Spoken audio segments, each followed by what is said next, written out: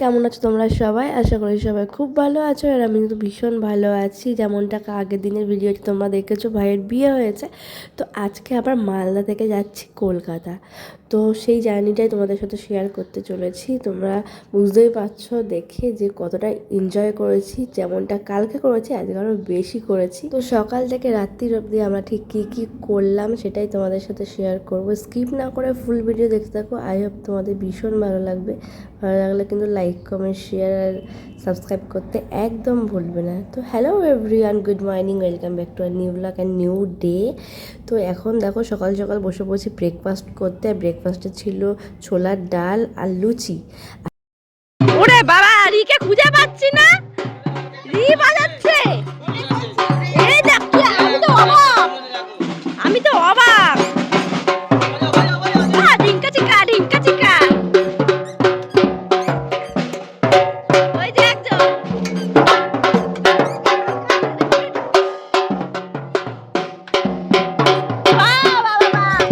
আরে আসো গো।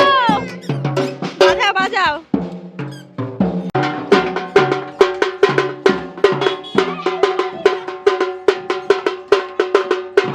সকাল খাওয়া দাওয়া কমপ্লিট করে এই হচ্ছে এদের কাজ। দেখো বাচ্চা হয়ে গেছে।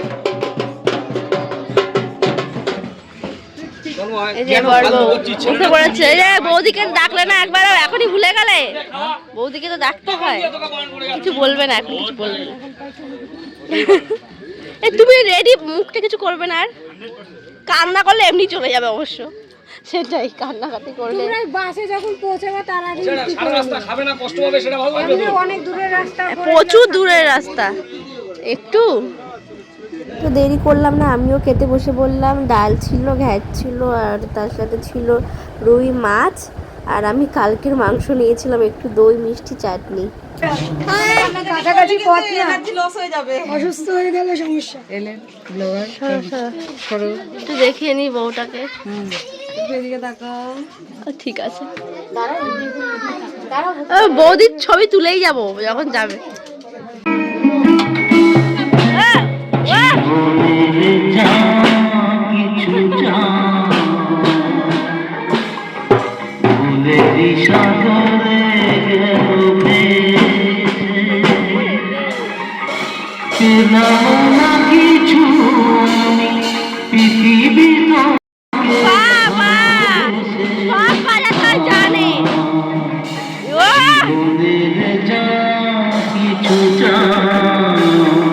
এবার নিচে, এবার নিচে।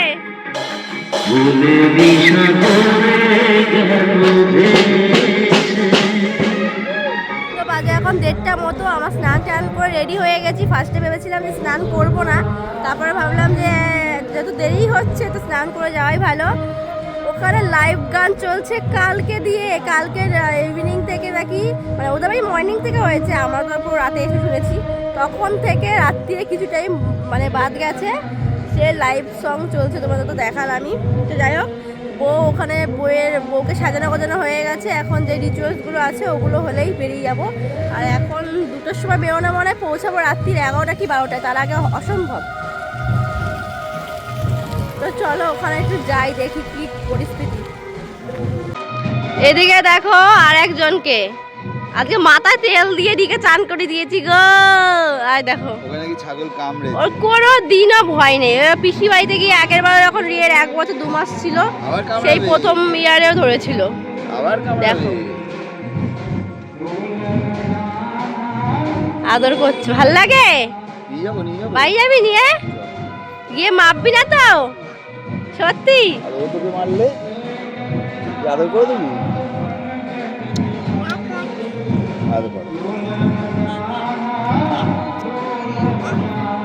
আমরা এখন পরিষ্কার।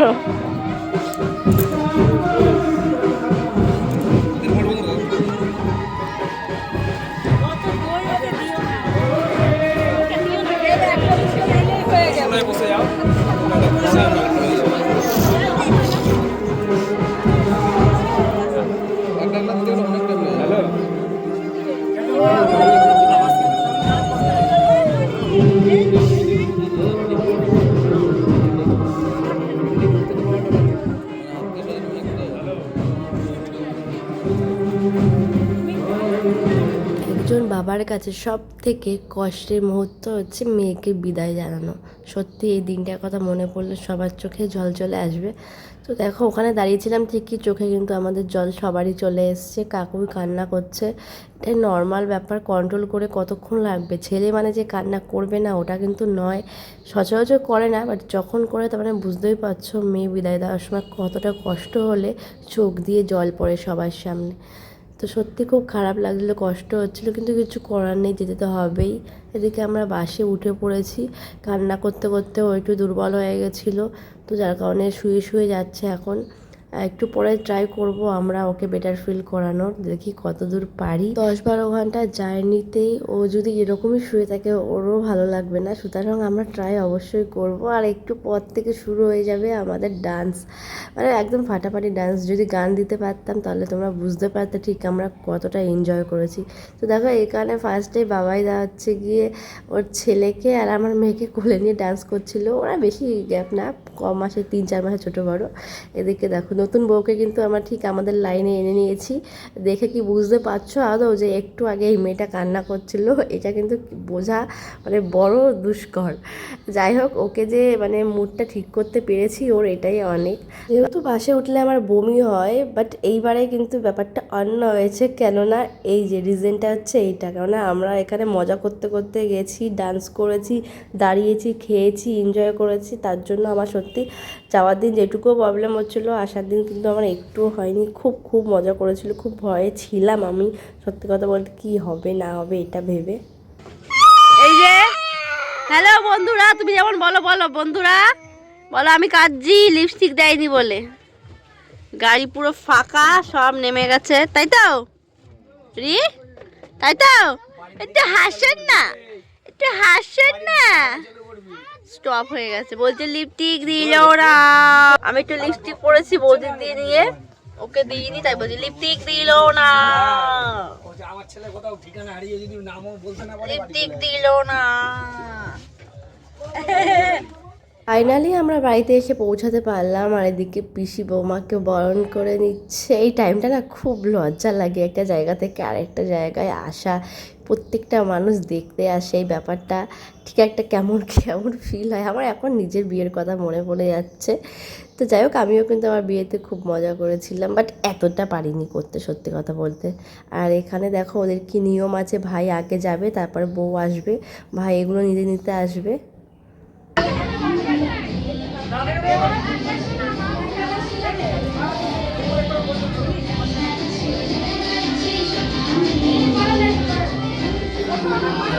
পাড়া এদিকে এদিকে রাখ, পেছনে যা।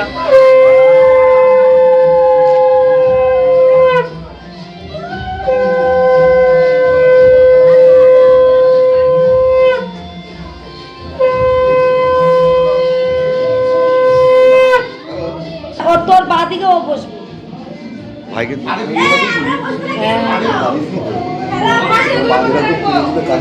না না, কেন কেন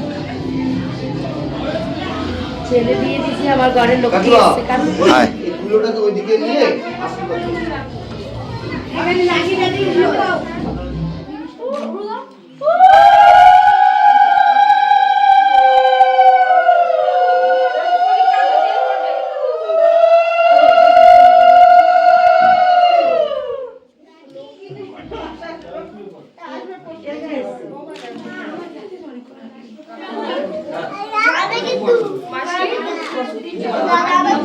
আরে জোকার দে।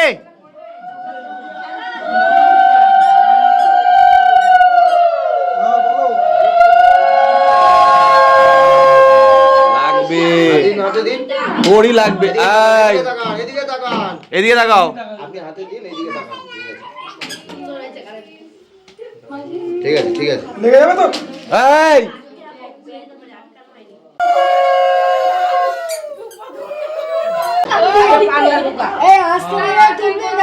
পানগুলো একদম নিচে দে, পানগুলো সবার নিচে, পানগুলো সবার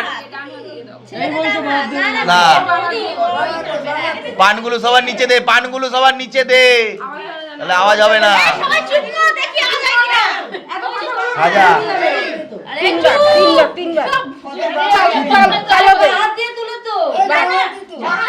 আমি বাবাতে বলছি, মেয়ে বলে হলো?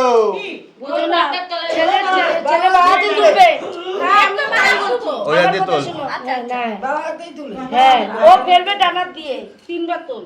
এত তাড়াতাড়ি বিয়ে করে ভুলে গেলাম। না আমি জানি মেয়েরা পা হাত শুভ। এটা আলাদা, এটা আলাদা। হ্যাঁ দাঁড়াও শব্দ কিন্তু শুনি। শুনবা না? বড় বড় হাড়ি আছে। এই পান্ডা তুল। কোনো আওয়াজ নেই।